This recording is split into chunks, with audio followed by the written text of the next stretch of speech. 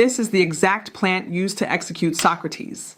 Imagine it's the year 1250. You've developed a severe bone infection in your lower leg. The local surgeon looks at it, shakes his head, and tells you the only way you survive the month is if he saws off your leg below the knee. Now today, that means an IV line, a friendly anesthesiologist asking you to count down from 10, and waking up in a recovery room feeling like no time passed at all. But in 1250, there are no IVs. There is no refined ether. There is no propofol. Instead, 4 burly assistants pin your shoulders and arms to a wooden table. The surgeon hand sharpens a curved blade, hands you a piece of leather to bite down on, and tells you to pray. For centuries, the popular narrative has been that medieval surgery was purely a torture simulator, that people simply screamed, passed out from shock, or drank a bottle of wine and hoped for the best. But that's not entirely true. Medieval doctors weren't stupid, and they hated surgical shock.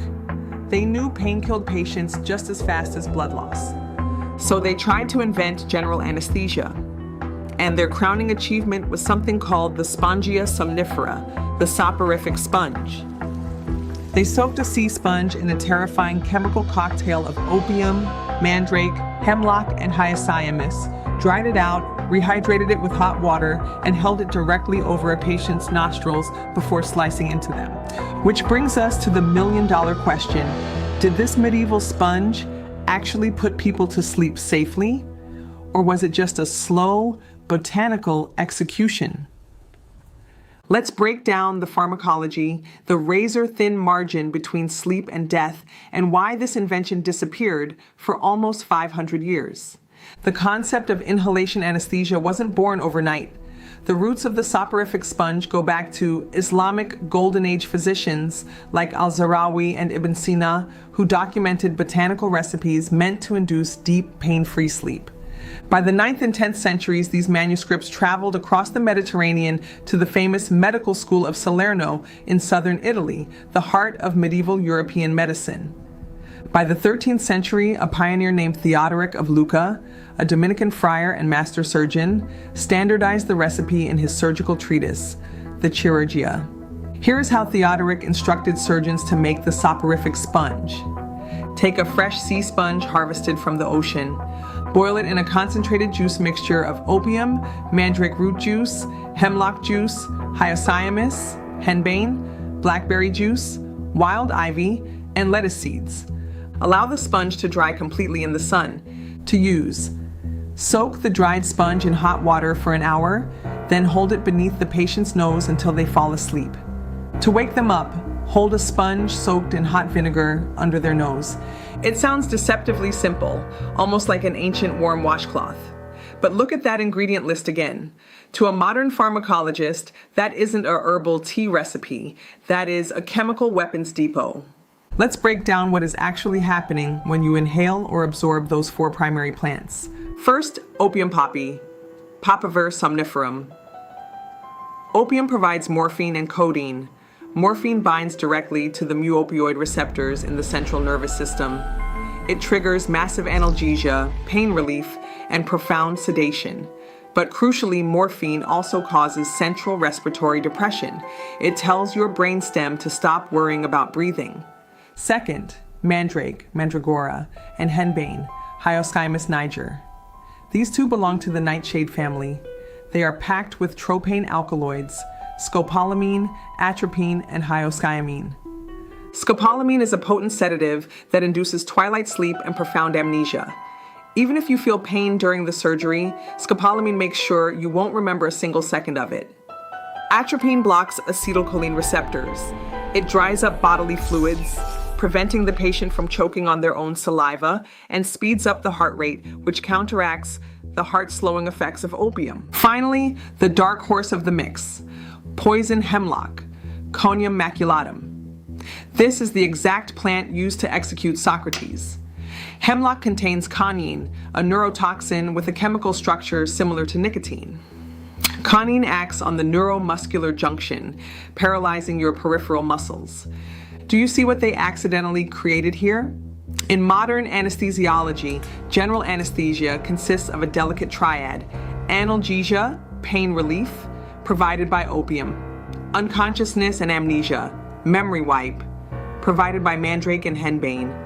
Muscle relaxation, preventing movement on the table, provided by Hemlock.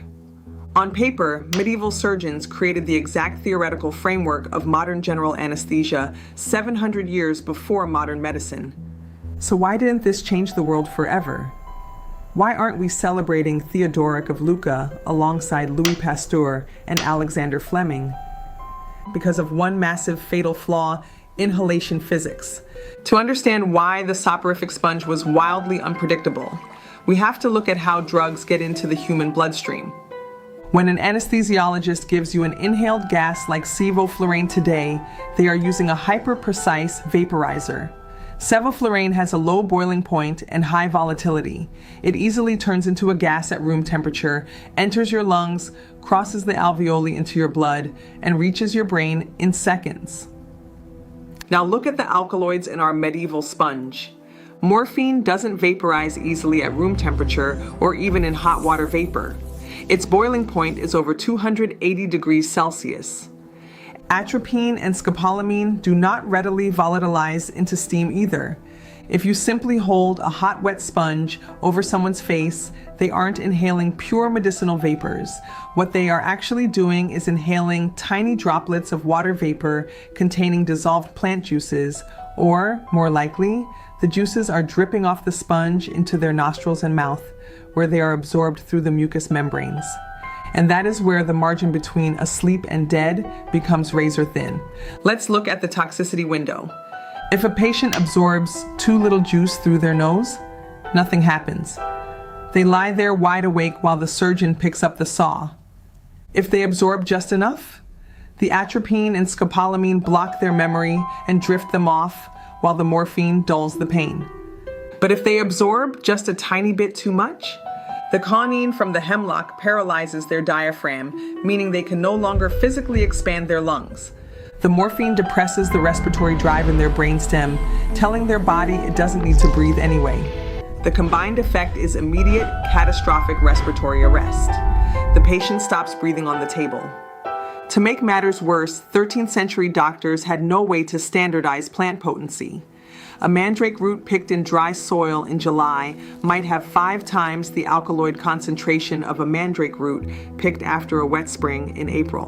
One batch of sponge juice might do nothing. The next batch from the exact same recipe could kill 3 grown men in a row.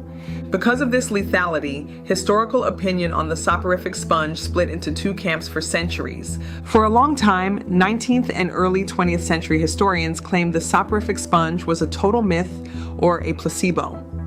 In the 1980s, several researchers attempted to recreate the medieval recipe using historic manuscripts. Some concluded that since the alkaloids don't easily vaporize into steam, the sponge couldn't possibly work via inhalation alone. However, more recent pharmacological studies and historical reevaluations offer a different perspective. When medieval surgeons held the sponge over the nose and mouth, liquid inevitably dripped into the patient's oral cavity. The mucous membranes under the tongue and in the nasal passages are exceptionally vascular. Absorption through the mucosa bypasses first-pass liver metabolism, delivering potent doses of morphine and scopolamine straight to the bloodstream in minutes. Furthermore, medieval records show surgeons were aware of the risks. They often applied the sponge for only short bursts, removing it the second the patient's eyes rolled back or their breathing slowed down. It wasn't modern general anesthesia where you are fully intubated and deeply unconscious. It was profound procedural sedation, a heavy twilight trance where the patient was paralyzed, highly disoriented, oblivious to time, and completely unable to form long-term memories of the pain. So, back to our core question. Did the soporific sponge work, or did it just poison people? The answer is, it did both. It was a brilliant, terrifying triumph of trial and error chemistry. In the hands of a master surgeon who knew how to manage the wet sponge carefully, it granted thousands of medieval patients a merciful escape from unthinkable agony. But in the hands of an inexperienced practitioner, or with a batch of harvested plants that was slightly too potent, it was a death sentence. By the 14th and 15th centuries, as the Black Death shattered medical continuity and the risks of respiratory failure became too high to justify, the use of the soporific sponge faded away. Surgeons reverted back to speed, restraint, and strong alcohol. It would take another 500 years until the discovery of diethyl ether in 1846 for humanity to finally solve the riddle of painless surgery with controllable, safe inhalants. The next time you or someone you know goes in for a routine surgery, take a second to appreciate the quiet, calculated work of modern anesthesiology. Because long before digital monitors tracked every single heartbeat, doctors were holding a soaked sea sponge over your face, balancing right on the edge of life and death, hoping the Mandrake wouldn't cross the line. Thanks for watching. If you loved this deep dive into dark medical history, hit that like button, subscribe, and let me know in the comments. Would you have risked the medieval sponge or taken your chances with a bottle of rum and a leather strap? Until next time, stay curious.